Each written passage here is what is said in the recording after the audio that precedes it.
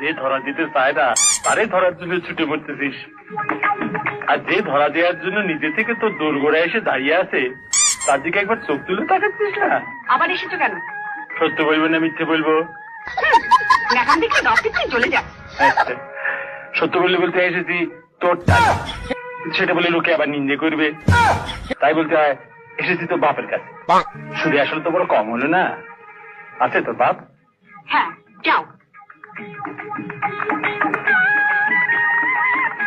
তুই তন্ড চক্ষু ঘুরে তোর দেখবো, তাও দিবি না? তুই এত বড় পাষাণ, বুড়ো হচ্ছে এখন হ্যাংলামে গেল। তুই শুধু আমার বাইরে পাকা চুল কটাই দেখলি, ভেতরটা একবার রুকি দিবি না? বেশি বকো না, সম্রাটকে বলে দেবো।